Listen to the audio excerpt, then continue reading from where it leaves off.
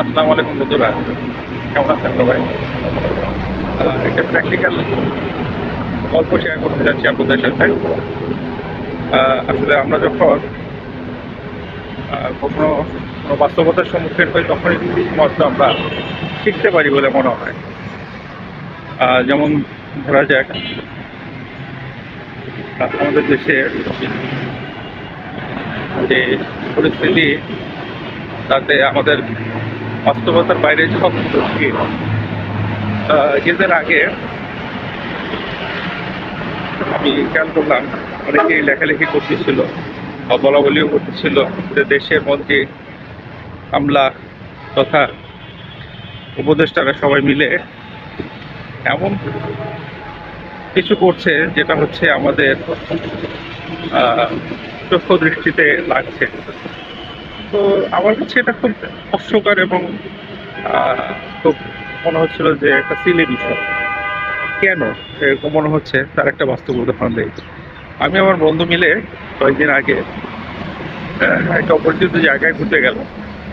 ক্ষুধাও লাগছে পেটে, তো ভাবলাম কিছু খাওয়া দাওয়া করি। তো সামনে একটা ছোট টক দোকান, ওখানে খুব সুন্দর সিঙ্গারা বিস্কিট ছিল।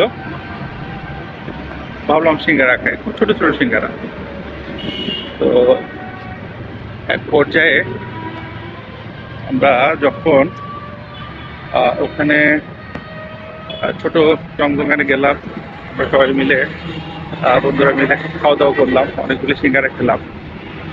তো সিঙ্গারা খুব টেস্টি ছিল, বাট সিঙ্গারার সাইজ অনেকটা ছোট, অনেক ছোট ছোট ছোট ছোট সিঙ্গারা, বাট টেস্টটা অনেক ভালো। অনেক গাড়ি, জানি না শব্দ আপনারা শুনতে পাচ্ছেন কিনা। তো সিঙ্গারা খাওয়ার পরে এক পর্যায়ে আমরা বিল দিতে গেলাম এবং ভাবলাম চাটা খাই। তো আমরা যখন বিল দিচ্ছিলাম তখন দোকানি আমাদেরকে বুঝতে পারলো যে আমরা বাইরে থেকে আসছি। জিজ্ঞেসও করলো কোথায় যাচ্ছি, কোথেকে আসছি। পরবর্তীতে বিল রাখলো আমাদের কাছে প্রতিটা সিঙ্গারা 10 টাকা। তো আমরা আসলে ভাবছিলাম যে হয়তো সিঙ্গারা প্রতি পিস 5 টাকা হতে পারে। তখন আবার তার কাছ থেকে প্রাইসটা শোনার চেষ্টা করলো। তিনি আবার রিপিট করলো 10 টাকাই। তো যখন 10 টাকা বললো, আমরা 10 টাকা করে হিসাব করে টাকাটা দিয়ে আসলাম। এবং আমাদের কিছু মনে হচ্ছিল যে সে হয়তো আমাদের কাছ থেকে অপরিচিত বলে কিছু টাকা বেশি নিল। তো যাই হোক, সে যখন বেশি নিচ্ছিল ভাবলাম সে ঠিক ঠিক আছে, নিচে নিচেই চায়ের দোকানে যাই, চা চা খাবো। পাশের দোকানে আমরা চা খেতে বসলাম এবং জিজ্ঞেস করলাম চায়ের দোকান ওলাকে, ভাই পাশের দোকানে সিঙ্গারা কত করে বিক্রি করে? পরে বললো যে 5 টাকা পিস। তো আমাদের কাছ থেকে তো 10 টাকা রাখলো। বললো যে আপনারা নতুন হয়তো এই কারণে আপনাদের কাছ থেকে 5 টাকাটা 10 টাকা নিয়ে একটু পুষিয়ে নিল, ভালো। এরপরে চা খেতে বলতাম, আমরা সবাই মোটামুটি রং চা খাই, যদিও আমাদের ডায়াবেটিস নাই, তারপরে চিনি ছাড়াই রং চা খেলাম, শুধু লিকার। আমাকে বললাম, সে চা দিল।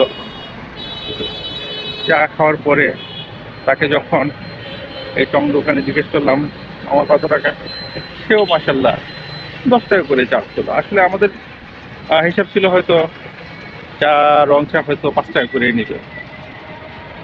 পরবর্তীতে সেও কিন্তু আমাদের কাছ থেকে এই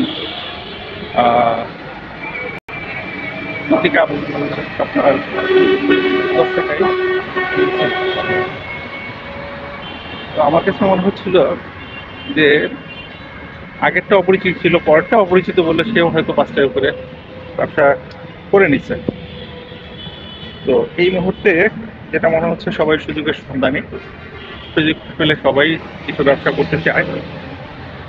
তার ব্যতিক্রম চায়ের দোকানওয়ালা মামাও করে, সে তার ব্যবহার করেন, মানে সবকিছু ব্যবহার করতে বাদ দেয় না। যাই হোক, এক পর্যায়ে আমরা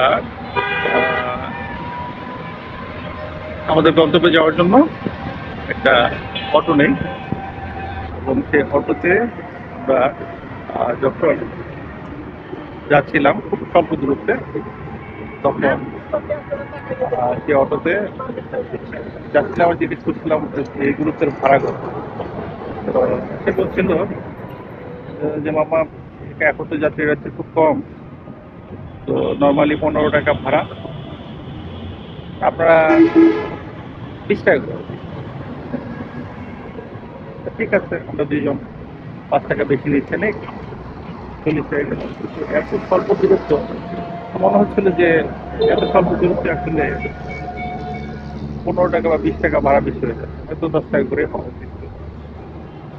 কিন্তু আমরা যখন 20 টাকা করে 40 টাকা দিয়ে নেমে গেলাম, তখন আরেকজনকে জিজ্ঞেস করলাম যে এখান থেকে এখানে ভাড়া কত? বললো যে হার্ডলি 10 টাকা। এখানেও কিন্তু অটোওয়ালা আমাদের কাছ থেকে 10 টাকা করে বেশি ভাড়া চার্জ করলো। এখানে কিন্তু সুযোগের সদ্ব্যবহার করে ফেললাম, লাভ না, এটাকে অসদ্ব্যবহার। এরকম একটা পরিস্থিতিতে আমার কাছে মনে হচ্ছিল, ওই যে প্রথমে শুরু করছিলাম যে মন্ত্রী এমপি উপদেষ্টা সবাই হচ্ছে বলার সবাই, তো সেখানে এরকম একটা দেশে যেখানে চায়ের দোকান থেকে শুরু করে সিঙ্গারার দোকান থেকে শুরু করে অটোওয়ালা সবাই আমাদের কাছ থেকে সুযোগ পেলেই কিছু টাকা কামিয়ে নিতে চায়, সেখানে মধ্যে উপদেষ্টা এখানে সবাই ফেরেস্তা হয়ে বসে থাকবে এবং তাদের দামে কোনো বাজে কথা শোনা যাবে না অথবা ভিন্ন কিছু শোনা যাবে না, এটা আমরা কীভাবে আশা করবো? এটাকে হাস্যকর মানে খুবই হাস্যকর। বিষয়টা বিবেচনার জন্য আপনাদেরকে রাখলাম। ধন্যবাদ।